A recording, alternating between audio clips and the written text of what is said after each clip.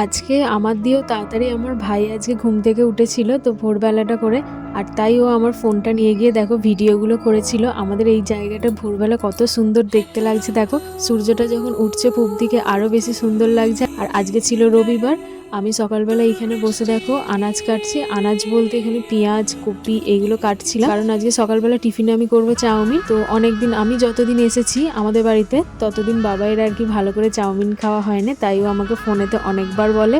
আর আজকেও যেহেতু আসবে তাই আমি সকাল সকাল ওর জন্যই আরো বিশেষ করে বানাচ্ছিলাম চাউমিনটা। তো ও এসেই প্রথমে রান্নাঘরে আমার কাছে এসেছিল, তো আমি বলছি তুমি ঘরে গিয়ে বসো, নইলে আমি কিন্তু তোমার ভিডিও করব। তো ও কিছুক্ষণ দাঁড়িয়েছিল আমার কাছে, ও বলছে সরো আমি করছি। আমি বলছি যে না আমি করে দিচ্ছি তুমি খাবে। তো আমি এখানে দেখো চাউমিনটা বানাচ্ছি।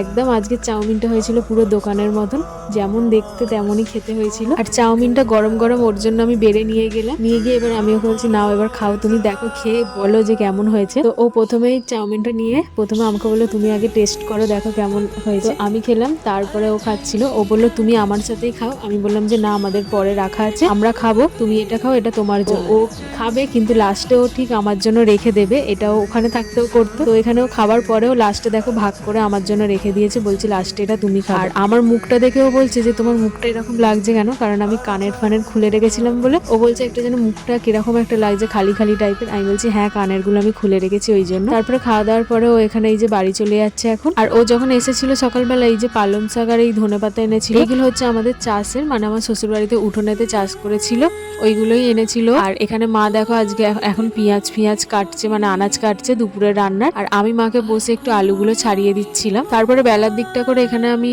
মশলাগুলো সব ঢেলে দিচ্ছিলাম মাকে, যেহেতু সব মশলাগুলো খালি হয়ে গেছিল। আর মা এখানে করছিল রান্না, আজকে একটু স্পেশাল রান্নাই হবে। আর আমাদের এই যে পাশে আমাদের জমিটায় পালং দানা চাষ করা হবে, তার জন্য এখানে পালং দানা কিনে আনা হয়েছিল। আর মা বলেছিল ওই দানাগুলো ভিজিয়ে দিতে, ওই জন্য আমি এখানে দানাগুলো এই হাঁড়িটার মধ্যে আজকে ভিজিয়ে রেখে দিচ্ছিলাম। একদিন দুদিন ভেজানোর পরেই তারপরে এখানে এই পালং দানাগুলো ছড়ানো হবে। আজকে কিন্তু কোনো স্পেশাল দিন নয়, তাও কিন্তু আজকে আমাদের স্পেশাল রান্না হচ্ছে। মানে প্রত্যেক সপ্তাহে তো আর কি খাসির মাংসটা হয় না, তো আমার অনেকদিন ধরেই খেতে ইচ্ছা করছিল বলে মা এখানে আজকে খাসির মাংস রান্না করছিল। প্রত্যেক সপ্তাহে যেহেতু মুরগিটা হয়, তো আজকে খাসির মাংস হচ্ছিল। তো রান্না হয়ে যেতেই মা প্রথমে আমাকে আর ভাইকে খেতে দিয়ে দিয়েছিল। আজকের মেনুতে ছিল আলু ভাজা, বেগুন ভাজা, স্যালাড, আর এই যে স্পেশাল জিনিস যেটা হলো যে এই খাসির মাংস, গরম গরম মটন। তো আমি এখানে এই যে খেতে লেগে গেছি। মা কিন্তু খাসির মাংসটা কিন্তু দারুণ করে, আর আমিও মনে হয় এত সুন্দর আমি তো পারবোই না, এত সুন্দর নরম হয়েছিল মাংসটা, এত সুন্দর খেতে হয়েছিল যে আমি এখন ভয়েস দেওয়ার সময়ও আমার মনে হচ্ছে যে আবার যেন আমি এই মাংসটা খাই। রবিবারের দুপুরটা তো আজকে পুরো জমে গেছিল একদম। তো চলো এখন খাওয়া দাওয়া করতে থাকি।